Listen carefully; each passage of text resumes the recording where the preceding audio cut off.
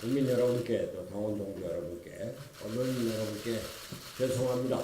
우리가 최고회의 의사정족수가 됐느니 안 됐느니 이런 것을 공개적으로 여러분들께 말씀을 드리게 돼서 대단히 죄송합니다. 그러나 오늘 의견사항은 없기 때문에 최고회의는 그대로 개최할 수 있다고 합니다. 지난 한 주간 바른미래당이 아주 어수선했습니다. 대표로서 국민 여러분과 당원 동지 여러분께 송구스럽기 그지없습니다. 특히 나라의 좋은 정치를 기대하며 바른미래당을 응원하고 계신 국민 여러분께 뭐라고 드릴 말씀이 없습니다. 많은 분들과 의논하고 당의 앞날에 대해서 의견을 나눴습니다. 당이 위기라는데 모두 생각이 같았습니다. 그러나 원인과 해결책은 극과 극일 정도로 다양했습니다. 바른미래당이 힘든 조건에서 참으로 어려운 도전을 하고 있구나 하는 것이 느꼈습니다. 한편으로는 퇴행적이고 수구적인 양당 체제를 극복하고 협치가 제대로 이루어지는 다당제를 열지 못하면 대한민국이 상상할 수 없는 큰 위기에 빠지겠구나 하는 생각을 더하게 되었습니다. 저에 대한 비판을 겸허히 받아들입니다. 선거 참패에 대한 책임 인정합니다.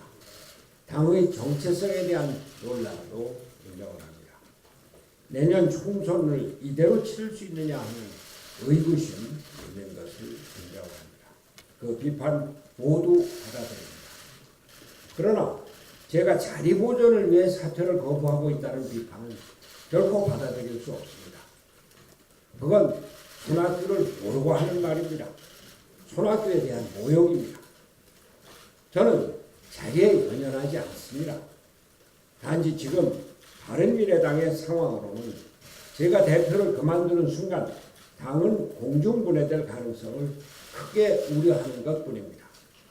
당 밖에서 바른미래당을 해체시키기 위해 이쪽 저쪽에서 당을 흔들고 있는 상황에서 제가 무책임하게 사퇴를 할 수는 없습니다. 손학규의 살아온 이력을 살펴보십시오.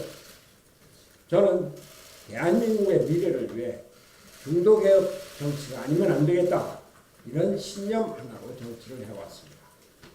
보수든 진보든 수구적 이념에 사로잡혀 퇴행하는 순간 저는 과감하게 그런 당들을 떠났습니다.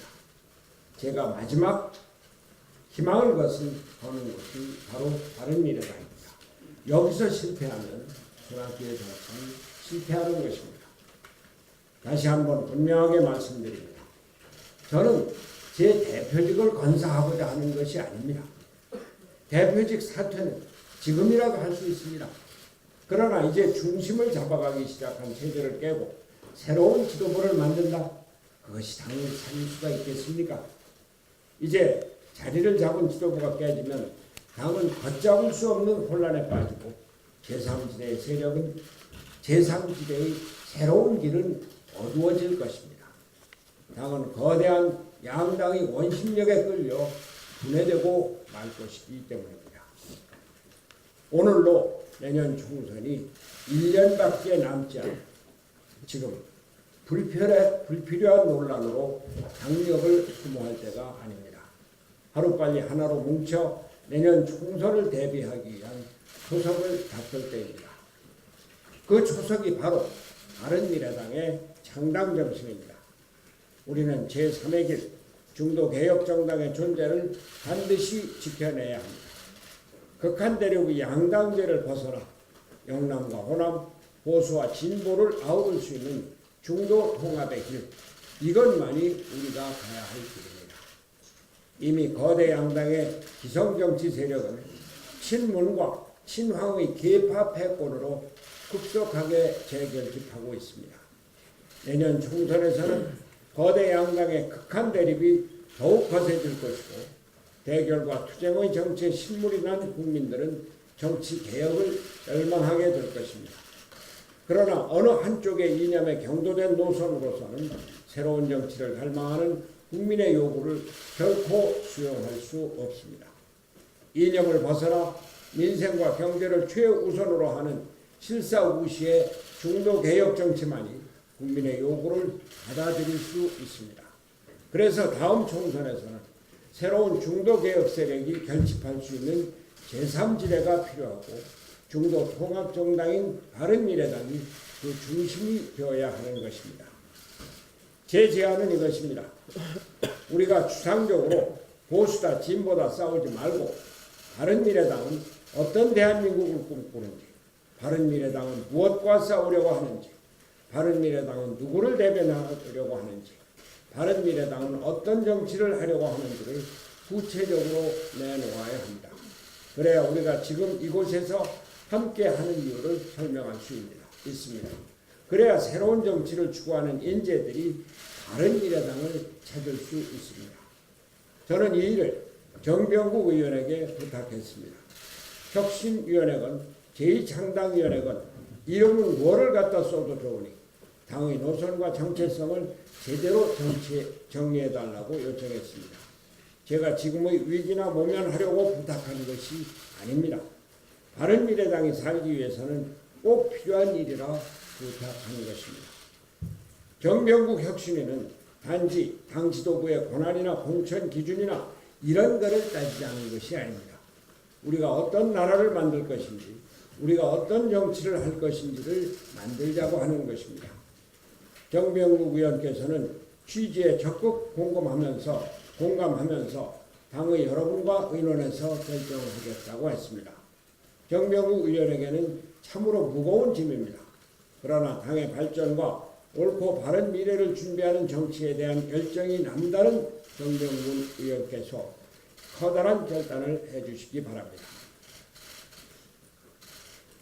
저는 개인적인 욕심이 없습니다. 자리에 연연하지도 않습니다. 오직 나라의 정치를 구조적으로 바꿔서 국민적 화합과 정치적 안정 속에 경제가 나아지고 민생이 좋아지는 나라를 이루기 위한 정치를 이루고자 하는 그런 마음뿐입니다. 무한정 시간을 끌 생각도 없습니다. 우리는 새로운 정치를 위해 제3지대를 열어가야 할 것입니다. 그것을 열어갈 것입니다. 지금부터 그 일을 하겠습니다. 추석 때까지는 제3지대의 그림이 그려질 것으로 생각합니다. 이를 위한 바른미래당의 모습과 역할이 그때까지는 구체화될 것입니다. 만약 그때까지 결과가 나오지 않으면 저는 그만두겠습니다. 또 그때까지 이를 만들기 위한 조석으로 당의 지지율이 10%에도 미치지 못하면 저는 그만두겠습니다. 한 가지만 더 말씀드리겠습니다.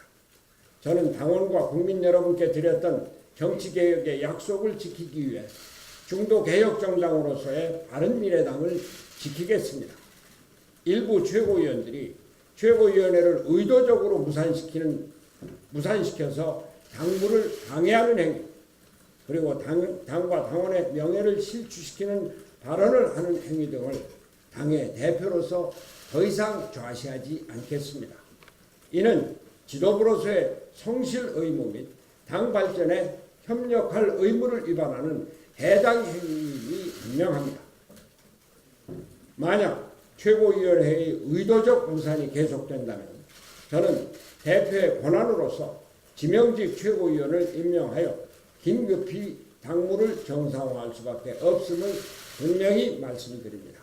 또한 당과 당원의 명예를 실추시키는 발언에 대해서는 이를 해당 행위로 간주하고 응분의 책임을 물을 것을 단호히 경고하는 바입니다. 당원 동지 여러분, 오늘은 총선이 꼭 1년이 남은 날입니다. 비록 오늘은 우리가 패배의 기운 속에 감싸여 있는 듯 하지만 1년 뒤에는 승리의 기쁨에 쌓여 있을 것입니다. 저는 작년 9월 2일 바른미래당의 대표로 선출되면서 당원 동지 여러분과 국민 여러분께 약속했습니다. 당의 통합, 제정파의 통합, 국민 통합을 반드시 이뤄내서 바른미래당을 정치개혁의 중심으로 우뚝 세우겠다, 이렇게 말씀드렸습니다. 함께 이루어냅시다.